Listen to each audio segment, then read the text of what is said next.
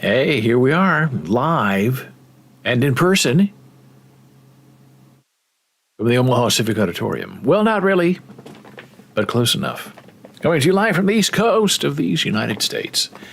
I'm David Boles, and this is Boles.tv. Hey, it's Boles Television, live streaming, simulcasting, conquering the world ahead of us and beyond us.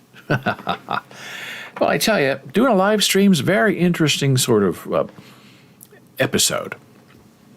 Sometimes you use little clips to share with people. Sometimes you use longer bits that you can turn into like a podcast episode. And sometimes, as you're streaming, you discover things going on sort of behind your back. And you think, what's going on here and why is this happening? So we are currently streaming to several services: Trovo, YouTube, Twitch, Discord. And we used to stream to Twitter and Facebook. Those are out because they are not run by very nice people. And we also live stream to LinkedIn.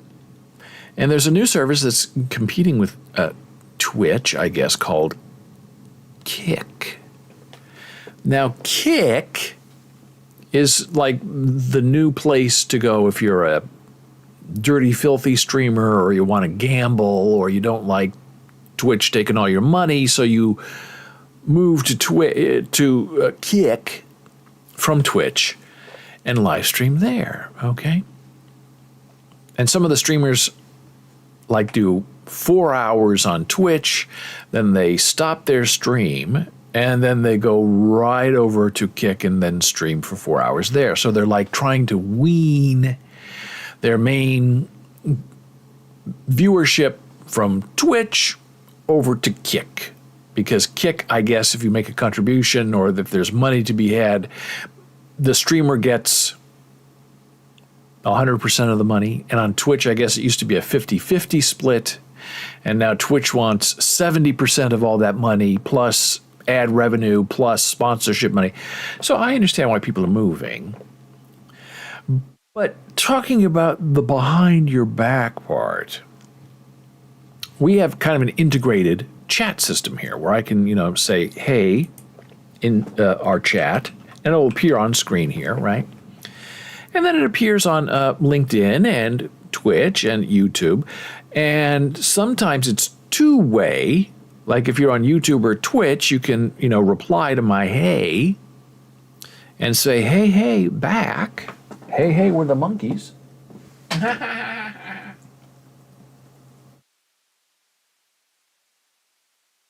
There, as I just did. Oh, and now it looks like I've somehow frozen myself. Oh, now we're offline. I've noticed this new camera. It should come back. I've noticed this new camera doesn't really like it when I move around a lot. When I make big moves like that and then I go out of a frame, right? And what it does is I guess it doesn't know what to do with its autofocus, so it just stops, turns itself off. Oh, he must no longer be here. So I sent myself a little message from our moderation account. So you can see there's a back and forth. Hey. Okay. Now, if you're watching us on LinkedIn, you can't say, hey, back, because it doesn't go that way, because I guess LinkedIn hasn't figured out if they want to do that yet. But as I understand it, you can read what we type in chat. Kick is like LinkedIn right now. I think it's supposed to be fully integrated later. But right now on Kick, you type things, and it doesn't look like it's showing up in chat, at least as far as I can tell. But checking out the chat, which gets preserved, I learned this morning, a lot of people, that don't even know me or us, cursing, calling names. It's like, oh, there's nobody watching on Twitch, on Kick, except you. And you're cursing me out, I guess. And I'm not even aware of it because I'm not looking at it. So you have to go in there before the show starts and you go ban, goodbye. And that's the kind of behind your back stuff where, people are there trying to take stabs at you, but you're not even aware of it's happening and you really don't care. But then you go find out what's been going on behind your back and you think, what in the world is this? Who are these people? And what are they doing here? So I pinned a little message on our chat board for kicks saying, hey, be nice or be banned. We'll see if it makes any difference. Might not. So, hey, what else is in the news? Well, it's a little hot, sticky here, not as hot as other places. I'll show you the heat map going on right now in Arizona. But first, a little bit of opera news for you to share today. And the opera news is actually the opera news. This is a little magazine called Opera News, yeah? And is published by the Metropolitan Opera Guild since 1936. And we got our first copy because we are now members of the Met Opera, which pretty much means that, we can't afford a ticket, but we can, afford to watch HD on demand. And they have some really great operas preserved forever now on HD on demand. I highly recommend it. But as I was looking through this morning, I realized this is like People magazine for, smart and really well-educated people. It's glossy, has wonderful photographs. And it's I don't want to say opera nerds because that's not what we call them. We call them opera buffs, which I and we are now one of in becoming amongst us. And it's international, so it's not just, hey, this is what's going on at the Met Opera in New York. It's not. It's an international magazine. And they're just wonderful photographs. I mean, they spend money on this thing. I'm telling you. Who knew? There's also a wonderful online sort of magazine called Opera Wire. I guess I should show that to you. That has a lot of wonderful, up-to-date, hot-off-the-presses information. This is more like a journal or a magazine that you'd share and savor and enjoy. And, of course, lots of interesting non-Met Opera advertising. Interesting stuff going on in the art world. And as I realized in my Italian lessons, I learned the other day that opera, an Italian word, means work of art in English. Who knew? And as I've said, opera is the highest form of art. It's the highest form of lighting design, set design, costume design, acting, singing. You can't be half-arsed or a little bit talented in order to perform on an opera stage. You have to have the whole package. And again, who knew? We know. Now we know. So this is what I was telling you about. This is Opera Wire. This is the online magazine, and they publish like 10 articles a day from all over the opera world. And it's just magnificent, yeah? They don't charge you anything for it. Maybe a little bit of advertising. You can become a supporter of Opera Wire for $1 a month, $5 a month. And you get a nice thank you back from the people who are very happy to see you. So you click here. Little Don Giovanni going on there, hey? Right? And there it is. It's all there. Wonderful. You have a lot of choices in the opera world. You can go, paper, Opera World, or you can go online with Opera Wire. And I'm sure there's a electronic version of this somewhere, I'm sure, because that's what people do. And it does have a lot of advertising in it, which means it must be going well. Hey, here's the real news going on. Oh, there's no such thing as global warming. Oh, there's no such thing as climate change. Oh, it's all woke. Meanwhile, in Arizona and even Texas, people are boiling in their skins. Parker, Arizona, 117 degrees. Now, can you even really go outside in 117 degree weather and enjoy yourself at all? I don't think you probably could. I think it would be very hot and very trying.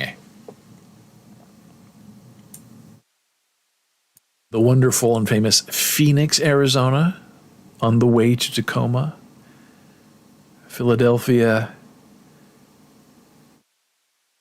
San Francisco, LA. I don't know. I didn't get that right.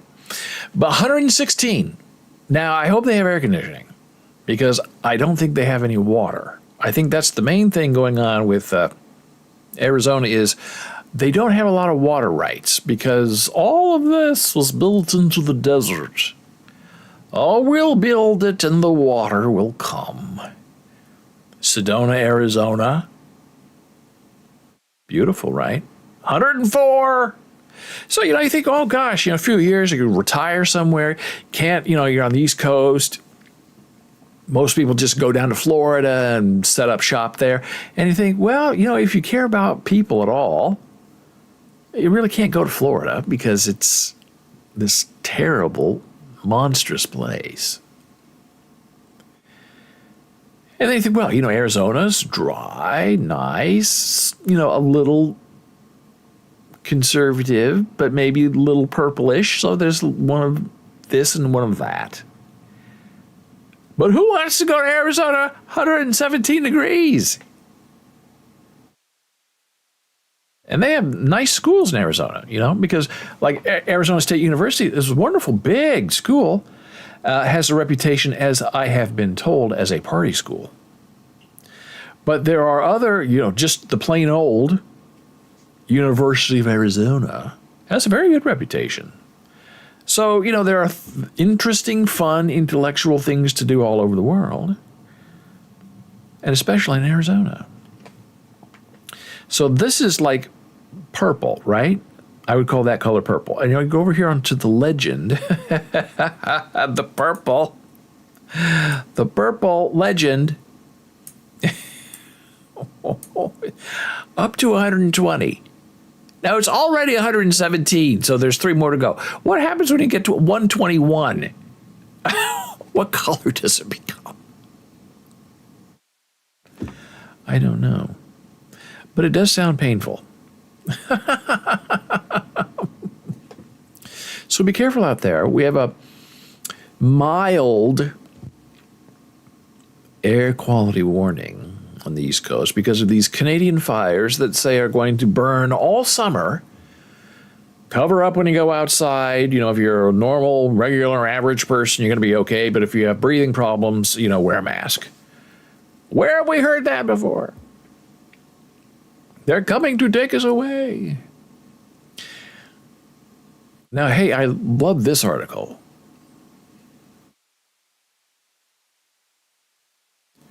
Whoops, not that one. This one. This article about Italy again, because I'm very interested in Italy. I watch a lot of these boating shows, Mediterranean shows, sailing down under, and a lot of them are placed in the Mediterranean. They go to Sardinia, they go to Italy, and it's just the most beautiful people, places, things you could ever see. Surrounded by sun and beautiful, beautiful water. But this is what's interesting, that Italy is going to crack down on e-scooters, right?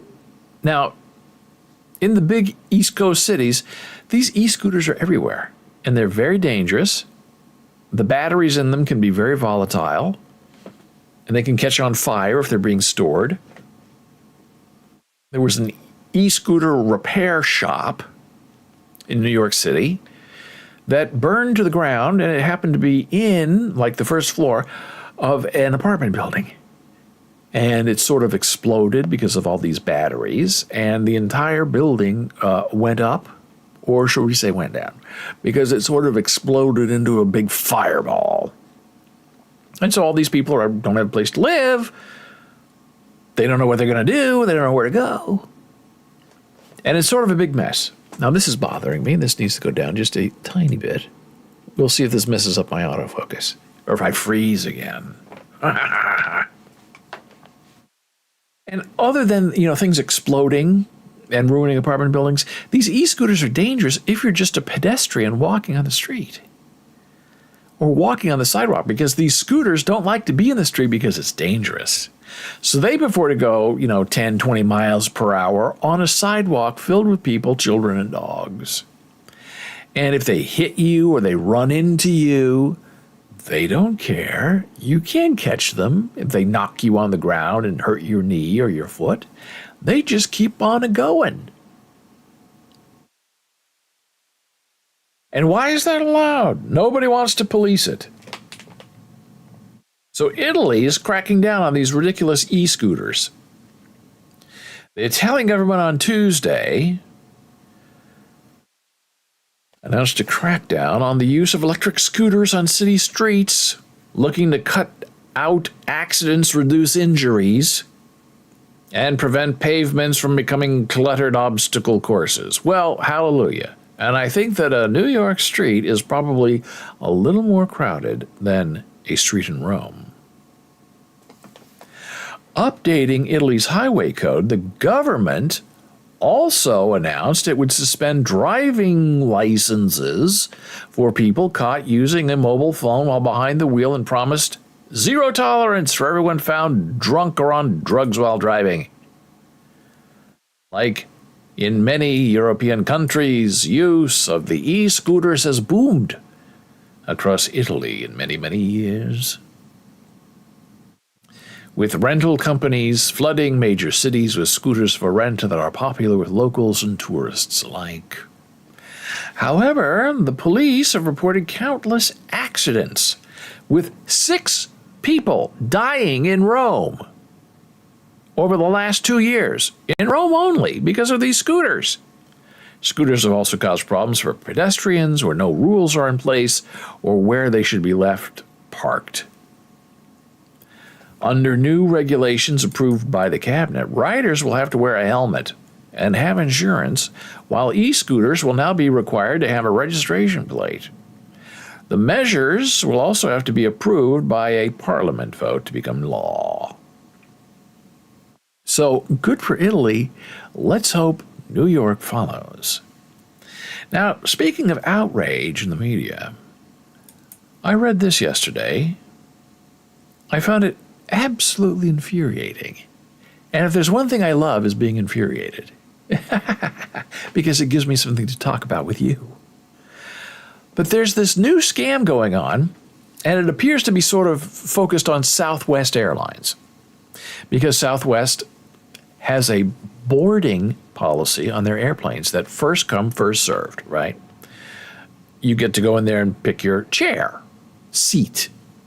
Whereas other less insane airlines have you reserve a specific seat. I'll take seat 2B for $1,000, whatever. And that's your seat that you rent for, 2 or 3 hours. But Southwest, I guess, I've never flown Southwest. You just kind of show up and whoever gets the seat first gets it. So if you're last, you sit in the back. And if you're first, you sit in the front. So here's how this scam works for the Southwest Airlines.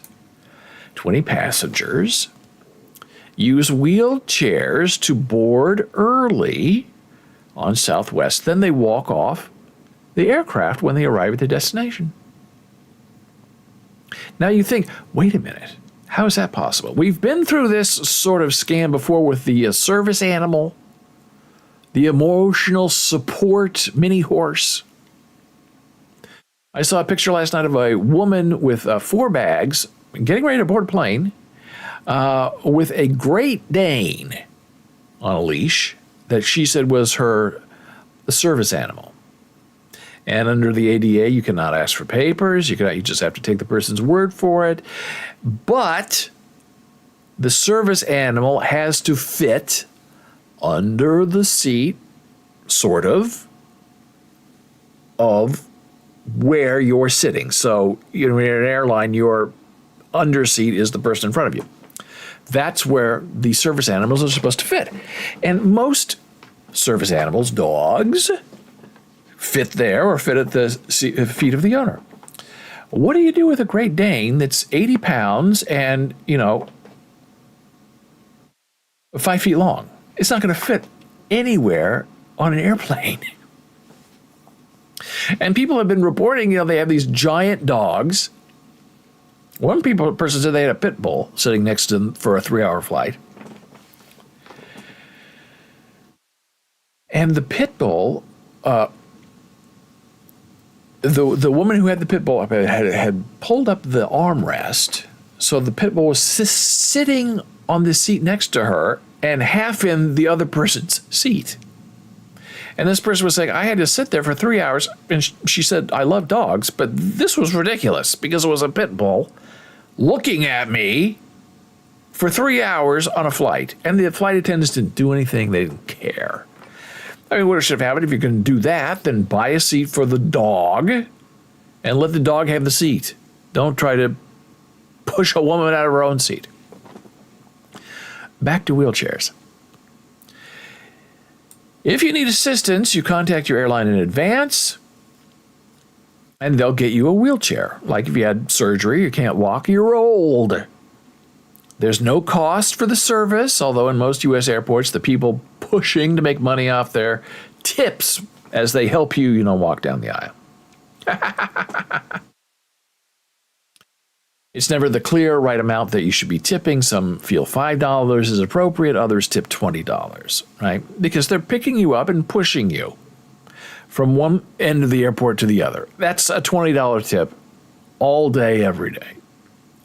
There's no medical verification needed to request this, and some people ask for the service who don't need it. So here's what's going on.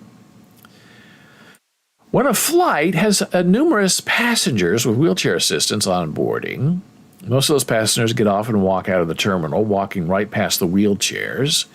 It's known as a miracle flight in the industry, and this is View from the Wing by Gary Leff.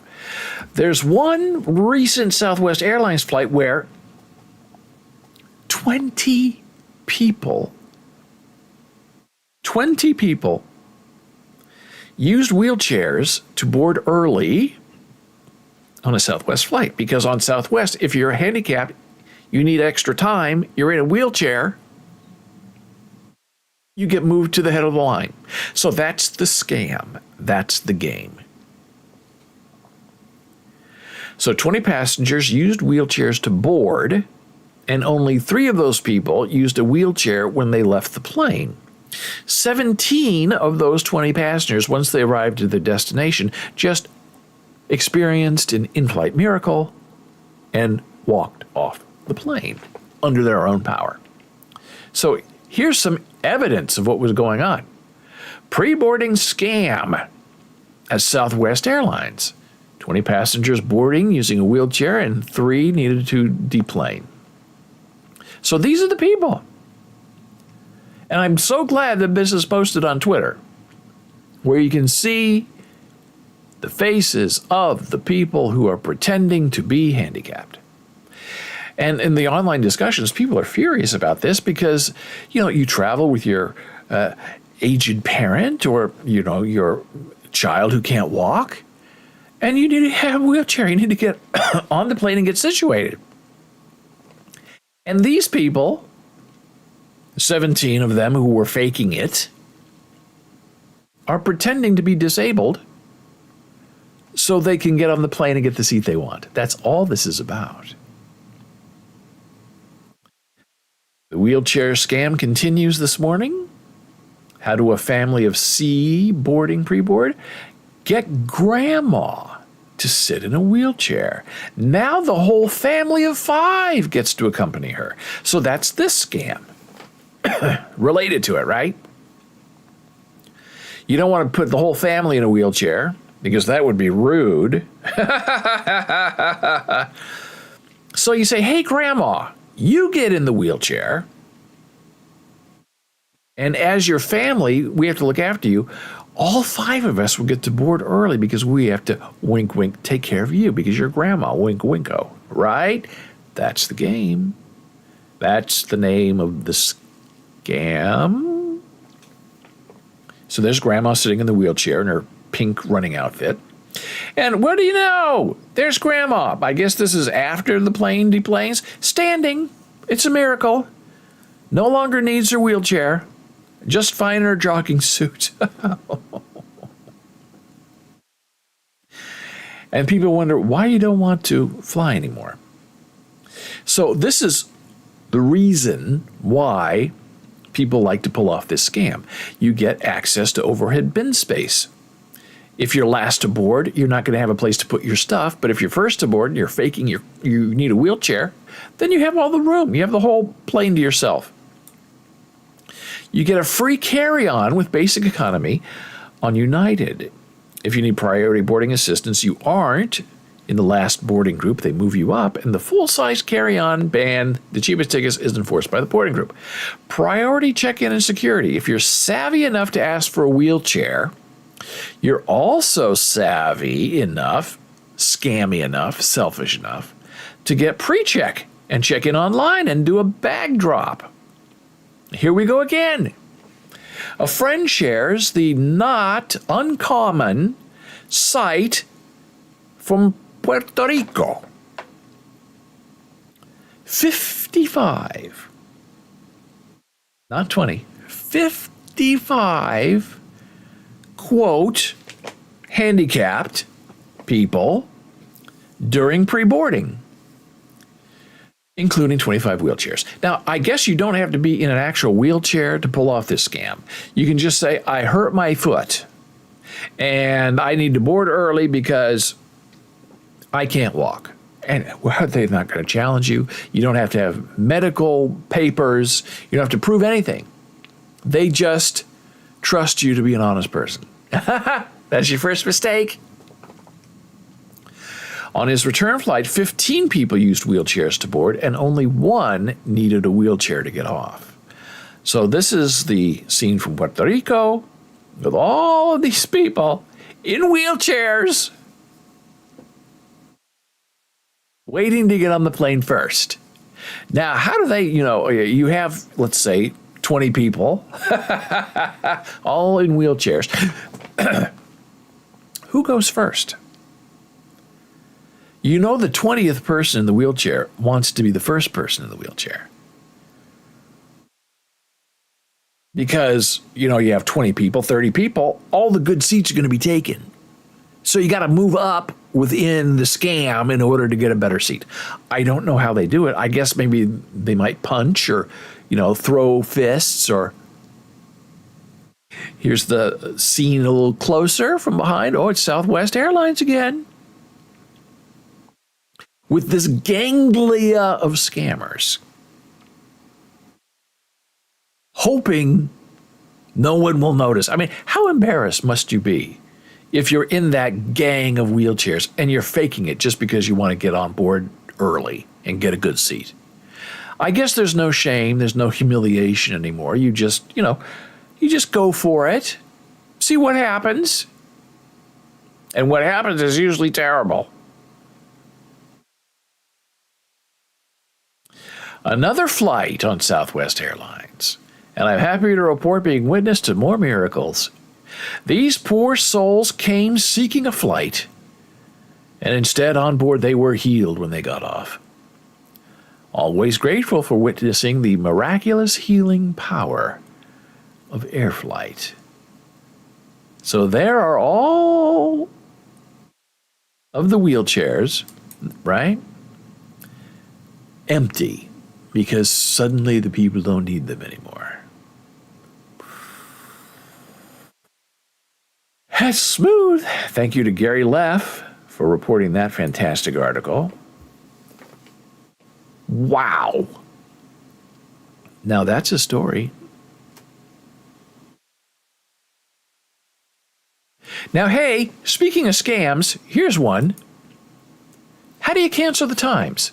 Now, the New York Times, if you ever wanted to cancel, they made you a call and speak to a person, and you had to listen to them read their script to you of why you shouldn't cancel and how they're going to, give it to you for 10 cents a day for the next, 16 months, and then it's going to go up to, meow, meow, 250 a day. Something, right? We all know the scam. And the Omaha.com, same thing. Can't cancel online. Well, now they're starting to change the rules, and now actually, if you have a New York Times account and you want to cancel it, you can just go into your account and click cancel. That's the way you do it, not to make people angry. Well, some people don't care about that. Oh, look, it's the Times of the Sunday Times. Times as in the Times.co.uk. Now, I have discovered that it is impossible to cancel your subscription. And I have a very special subscription. It was just a year ago, right? It was $5 for the whole year. And then it goes to $10 a month thereafter, unless you cancel. So I don't really read it that much. It's not really my thing, but $5.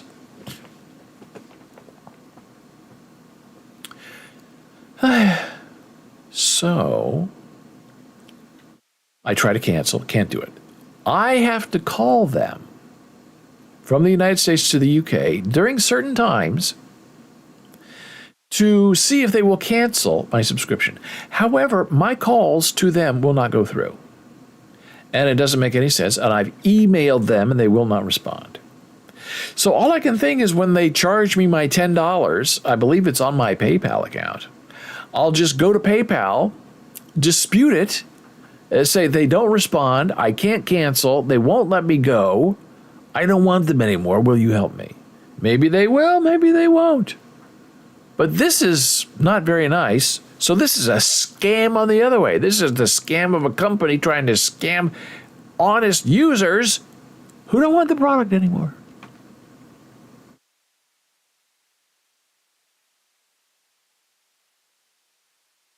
Now here's an interesting story. Kevin Drum. I've been reading Kevin for probably 25 years.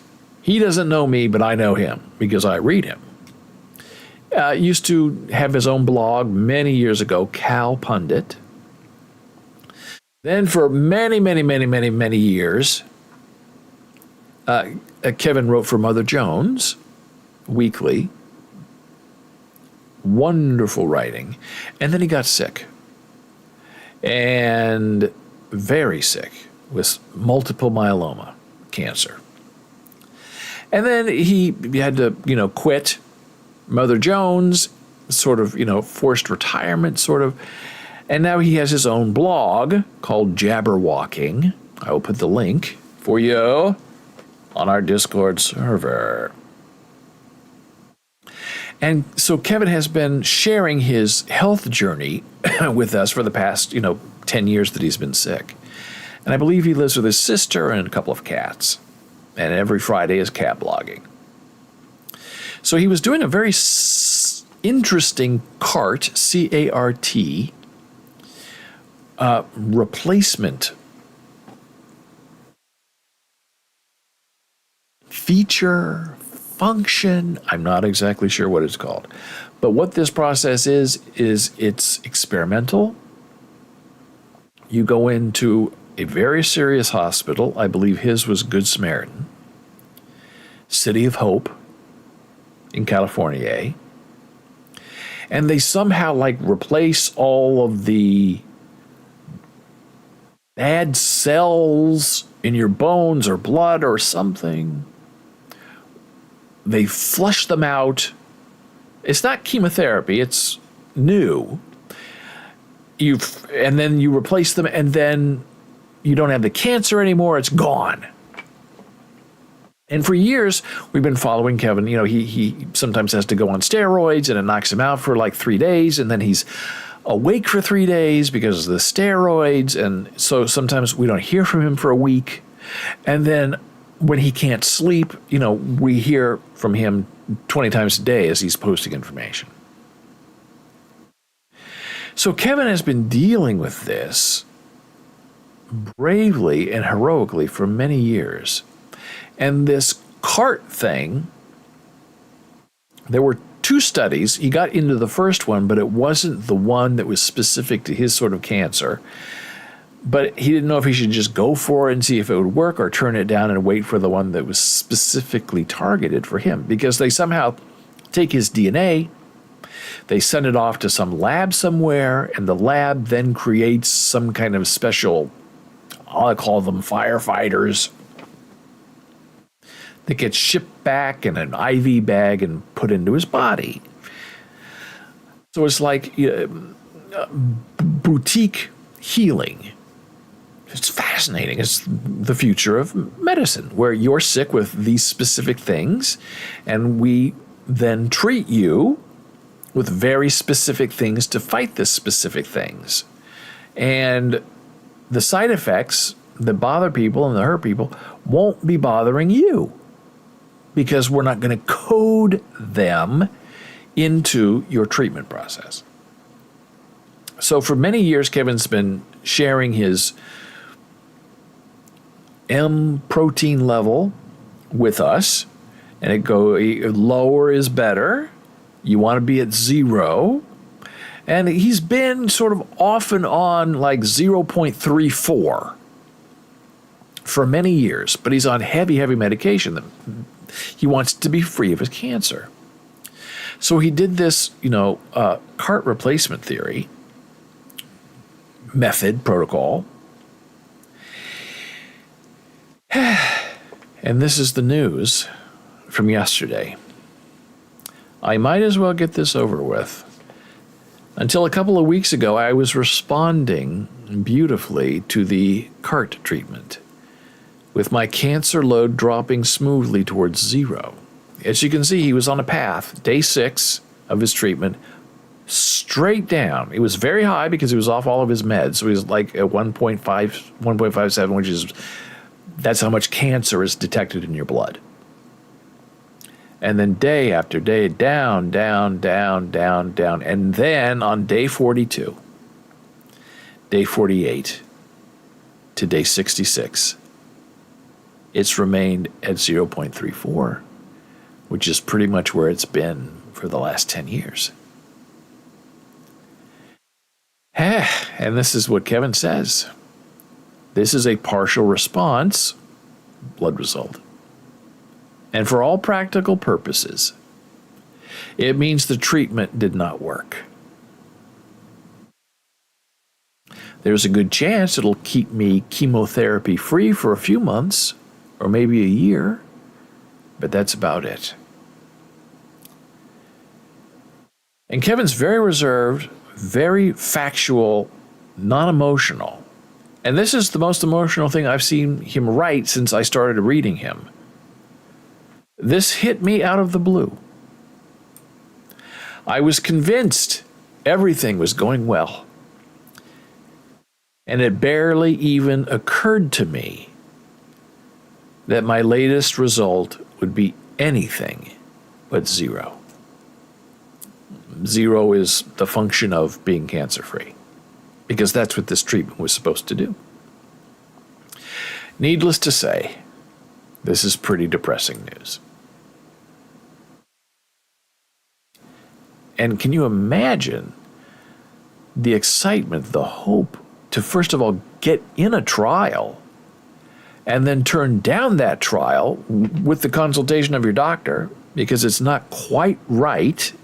So you wait for 6 months to a year to get into the experimental treatment that's specifically designed for your sort of cancer, and everything goes well. You're in the hospital for a long time. He got Bell's palsy, so half of his face was paralyzed for a few weeks. And you think you're cured. You think you're going down to 0. And then you get punched right in the face.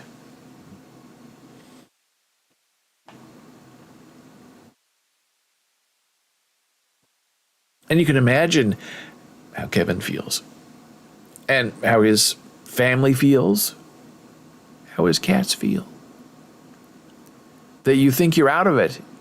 You think you're going to have your life back. And nothing changed.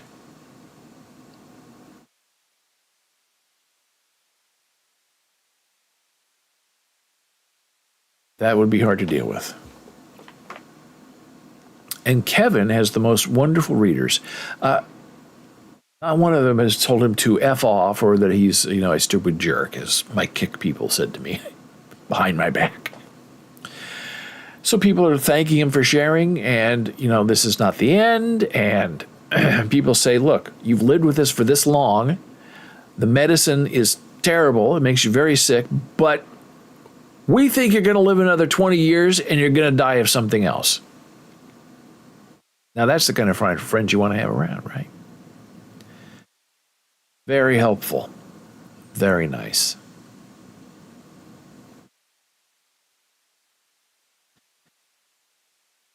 Kevin, I really admire you for sharing this disheartening news.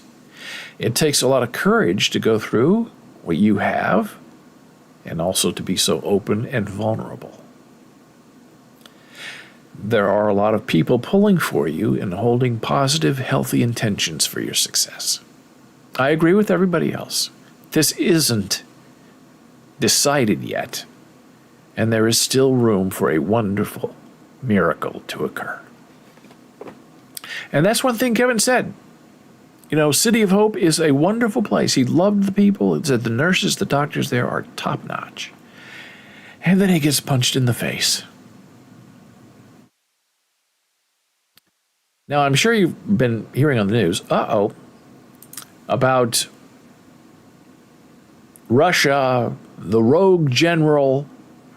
Oh boy, what a mess, right? Oh, I have a message from my sweetheart. Well, our friend Alexander, who reports from Ukraine about the war, has decided to go into the war and leave his family behind. And he's waited a year. I hoped that he wouldn't have to actually take up a gun and shoot somebody. He's been doing everything he can behind the scenes to try to heal and help people. And now he realizes either it's getting desperate, or now is the time where we got to bring everybody in and push Putin out of the way. So on our Discord server, in our Ukraine section, he posted these wonderful, wonderful pictures. That's Alexander with friends, and he loves showing pictures of children who are spending their day helping the war effort, drawing pictures, selling little tokens of love and appreciation. He told me he's either leaving in a week or he's being trained for a week. I think he's being trained more. So we're getting close to a week where he's going to be leaving his family and going off to fight. And I tell him, look, anything you post, I will share. So he knows that I'm sharing this. He has sent me video in the past.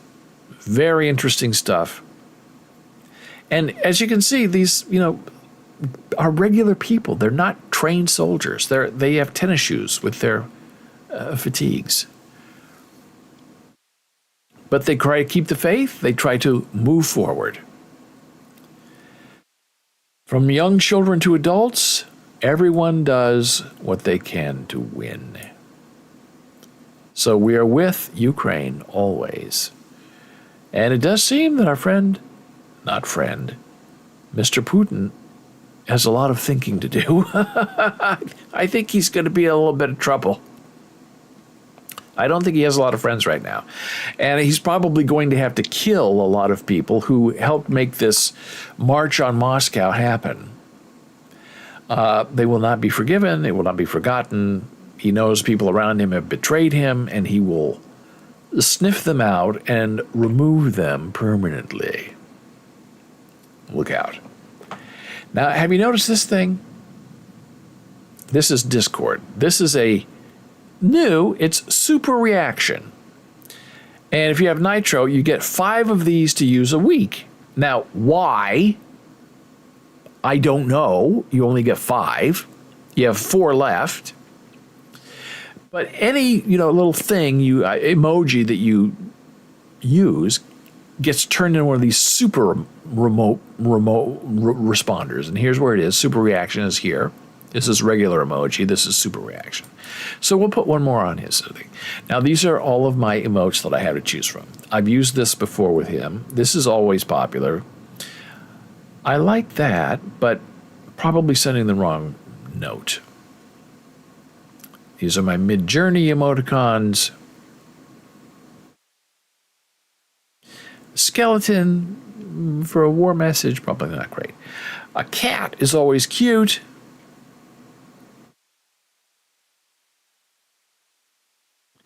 Ice cream, a laughing man. Yeah, it's a little hard to find something that's appropriate for a guy who's going off into war.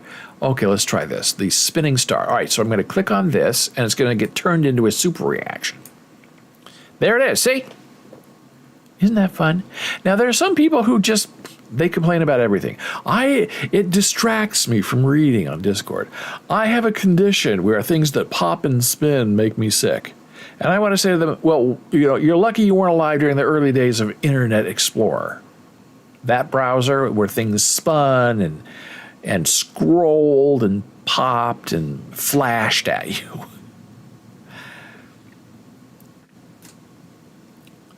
So this is what they look like when you play with them. Very cool. So we will update you on Alexander's well-being and his forward progression. Now I got to share this as we wrap up the show today. Gustav Klimt is one of my favorite artists. I use him as inspiration a lot in Mid-Journey artwork. And because Mid-Journey just loves the guy for whatever reason. And he's no longer living, but wow, somebody's living the life with him. Painting Lady with a Fan brings $108.4 million. It's an auction record for the artist. Unfortunately, the artist is no longer living, so he doesn't get any of that money. The price was the highest for a public sale in Europe, beating the $104.3 million that Giacometti sculpture brought in 2010. So this is the $100 million painting. Not one of my favorites. I don't think I'd pay more than half of $100 million for this. And the bidding went on for a full 10 minutes. So post-Brexit London regained some credibility as the capital of Europe's high-value art market on Tuesday, when a radiant portrait by Gustav Klimt, Lady with a Fan, sold at Sotheby's for £85 million, $108 million US. The price was an auction high for the renowned Austrian artist and was the highest for a public sale in Europe. So they thought it was going to sell for $80 million, but it sold for a little more.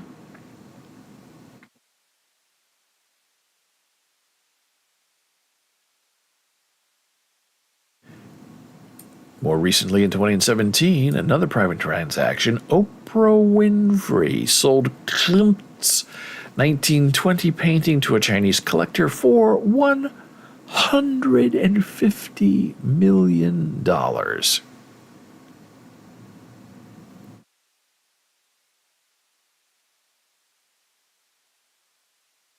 So people love Klimt. And so what did I do when I read this news article?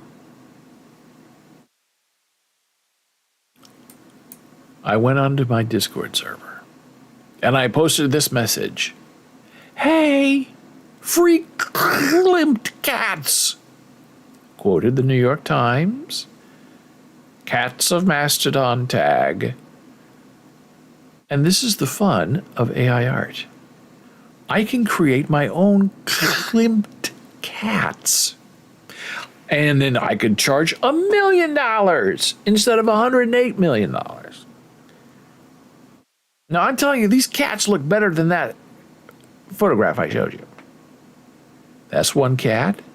And I've done Klimt before in many. I've had Klimt designed subway cars, interiors of subway cars. I've had Klimt via Midjourney redesigned taxi cabs, New York City. Midjourney loves Klimt for whatever reason. So these are all these wonderful cats that I created to celebrate Klimt. And they're free.